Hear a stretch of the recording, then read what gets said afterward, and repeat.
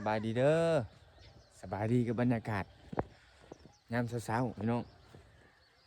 ตอนนี้เป็นเวลา6 โมงเลยมื้อนี้เย็นเป็นพิเศษเลยสิว่าหนาวน่ะก็บ่หนาวนี่สิพาไปน้อง พี่น้องไปหายามเบ็ดก่อนเมื่อคืนนี่ไปใส่เบ็ดไว้ค่ำนะคนก็ใส่ลายอยู่เอาเขียดใส่พอไปก้านเขียดได้อยู่แต่บ่ร้ายนะขอคนกะเมื่อเอาไปกินเนี่ยเมื่อเอามากินอยู่บ้านนะเลยได้เขียดบ่ร้ายแบ่งมาอยู่บ้านนี่เลยอ่ะเขียดยังไงหนึ่งชิไปใส่ปลาไว้เช้าพอได้ยามมืออื่นเช้านะไปเห็นเขาใส่มาคืนนี่ก็ได้อยู่นะพวกแมงชอนแมงหยังแต่ว่าเขาต่อยากไปพูดแหละน้าน้องคือแพร่เขาแหละไปแต่เช้าเลยวันนี้พี่น้อง เย็นเป็นเย็นเด็กกงหัวเลยนี่ถือเสือมาแถวทางเลยเมื่อคืนนี่ก็ย่างไปเขาย่างมาย่างไปแล้วก็ย่างมาแล้วเช้าย่างไปต่ออีกประมาณหวัง40 นาทีนี่แหละ40-50 นาทีนี่แหละไวสุดเนี่ยเครียดย่างหลัดไปทางนี้แหละแถวทุ่งนานี่แหละอ๋อออกมาบริไกลที่นี่แนมบ่เห็นเทียงเลยเขาจะเอาเหยื่อแมงซ่อนใส่ครับติดเลยได้ทุกคนบ่ใหญ่เลยบ่ใหญ่ไปไหนมันเล็กน้อยปลาแถวหลุมคนเราฟังกันเด้อมาได้อีกโตเลยโอ้ทั้งหลุมนี่ถึกเลยได้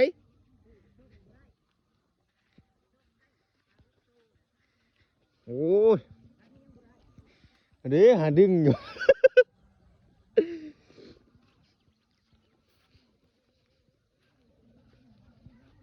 มันไหนถึกตัวน้อยเลย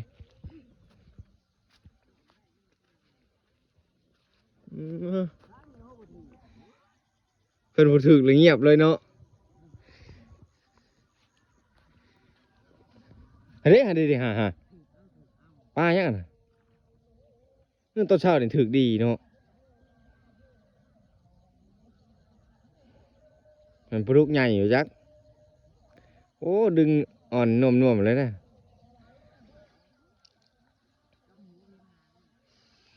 ผู้ที่เลยป่นยำเบิดกระดูกเลย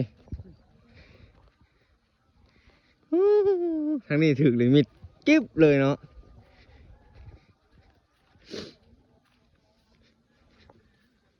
ใส่โอ้เอากูอีกมึงเฮ้ยของข่อยบ่แม่นถึกเต็มเบ็ด เบิ้งเลยโอ้ก็ตัวใหญ่แค่นี้ปลุกนี่จะเบิดเลยบนนี้ได้หาโตเลยจักสิบเบ็ดจ้ะนี่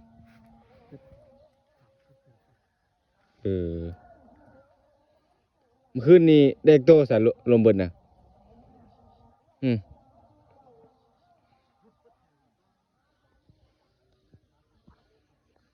มียังเบิกนี่มึงสิไปนะกูบ่ฮะไปบ่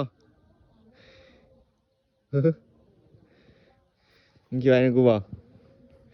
ปักนายเหยาะไปเลย มันยาเลย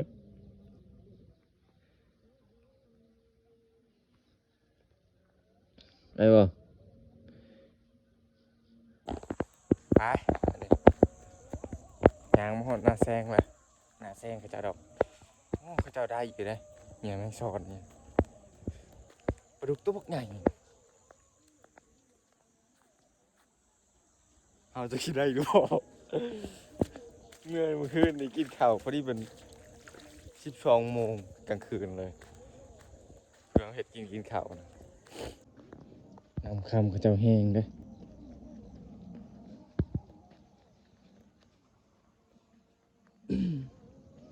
น้ำหมอกตกใส่ใบเขา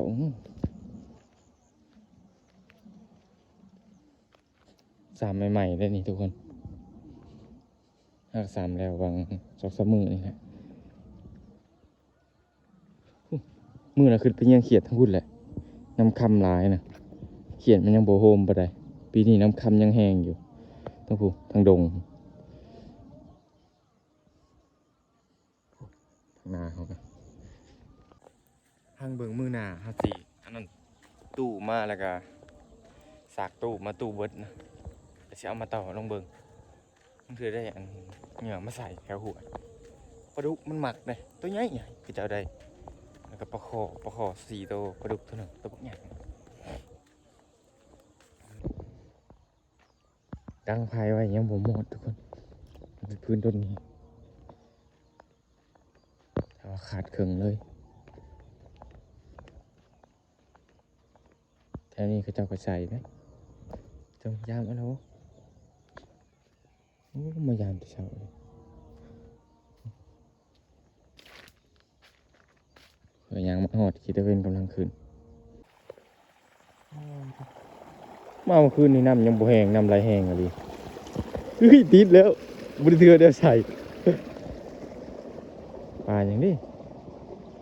ลังอะโลนน้ำลายแห้งเลย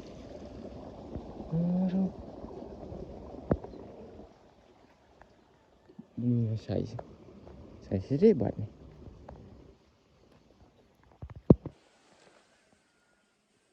ใหญ่โอ้ตัวใหญ่เด้อโอ้ตัวใหญ่อยู่มาแล้ว1 โตบริถือแนวใส่มาเอาอันนี้ก็เขียดนี่ได้เรื่องทุกคน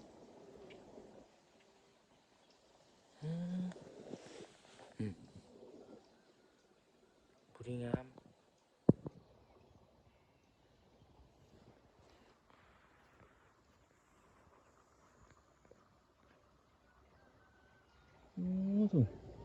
จะเอาน้ำเข้าหน้าดิ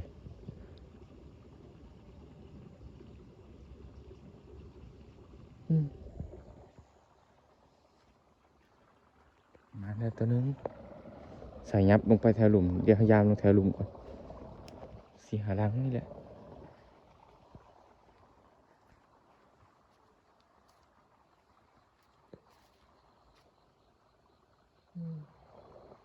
เขียดลังเป็นยังโอ้ขาดไปจากอันนี้นี่เนี่ยมากัดกินโอ้ถือปลาเลยนี่สงสัยเขาปลดเอาแล้วนี่เห็นป่ะเบ็ดนั่นน่ะขึ้นมานี่ถือปลาแหละ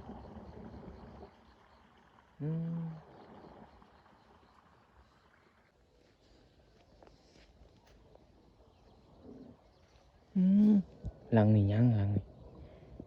เขียดพูอยู่ปลาโปเที่ยวทางนี้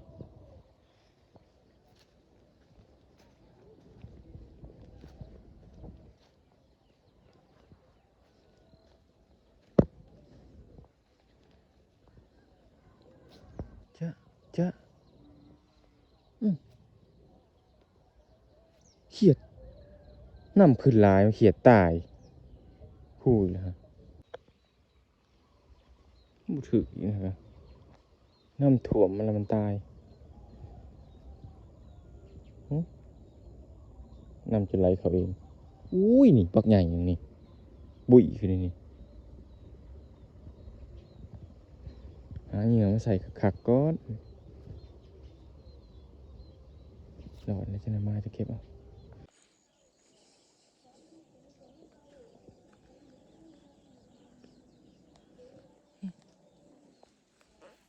ตัวนี้เหงื่อกุ้งได้ตัวนี้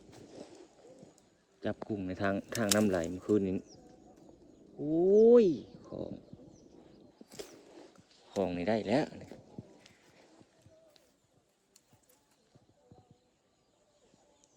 โอ้มันขาใหม่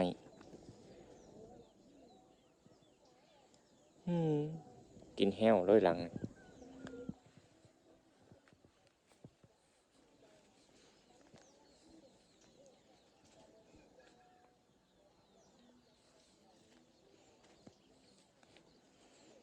ได้2 แม่ บ่แม่นบ่อนเอาใส่แล้วปลามันพอกนี่เอาคะแนนมา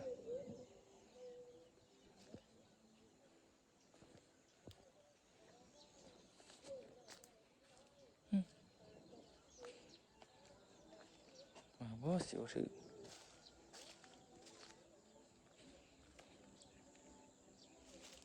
ปวดแม่2 โตวบ่ถือโอ้ระดับขึ้นไวอยู่เลยเขียดเขาตายนะวันนี้แล้ว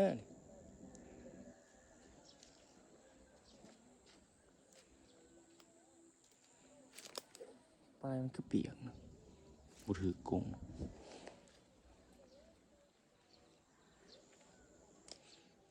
นี่ยนี่คือกงแท้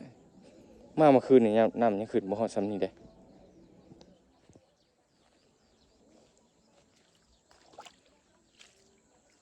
ท่วมเบ็ดเลยคนเหนือเขาบ่ใต้นี่มีวังอยู่เขียดนี่น้ำท่วมมันกินน้ำแน่พอแล้วนะ อุ้ยตัวใหญ่เลยทุกคน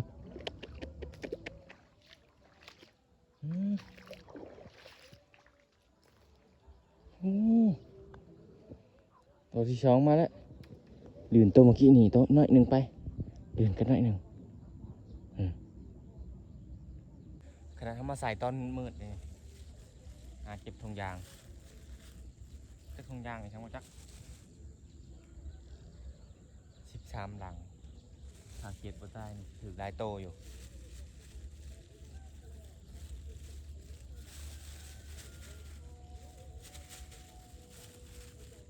ใน2 แต้มแล้วนี่เหลือดำหลัง1 หรือ 2 หลังเนี่ยนำคือเพื่อนเอาอีกบ่จากต้น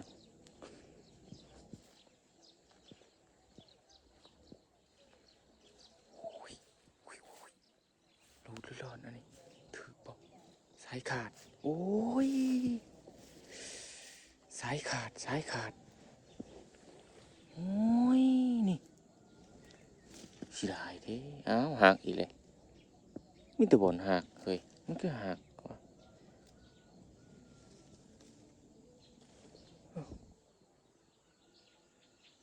โอ้ยสายขาดปลายังได้ดึงไปนี่เนาะเบิดอารมณ์เลย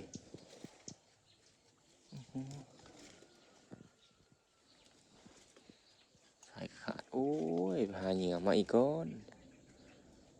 โอ้ยบ่อนไม้มันสีกันนี่มันหมักหักทุกคนเลยทิมซะ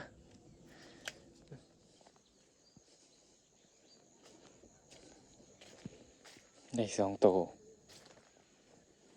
อย่ามันอยู่เป็ดสายขาดลังหนึ่งพายครบเบิกพายเบอร์เก้าเบอร์ 6เขาตัวนั้นมันจะแดงทุกคนเพราะว่าช่วงนั้นมันลมนะ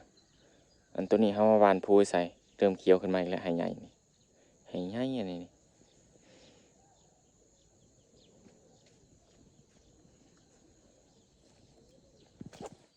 พยายามบ่วงก่อนต้องเธอบ่วงถือใส่ปะไว้จาก2-3 มื้อ4 มื้อเลย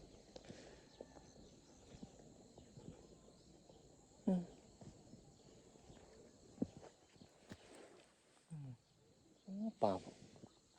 โอ้ยปลาหลายอะไรเนื้อมันบ่ได้เรื่องมันถือมันบ่เที่ยวมา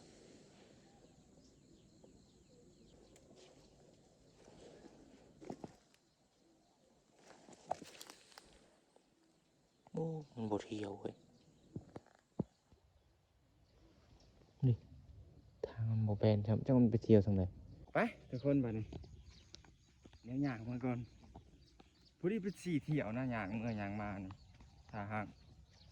ไปเซโน่นี่ก็ฮอด ได้2 โต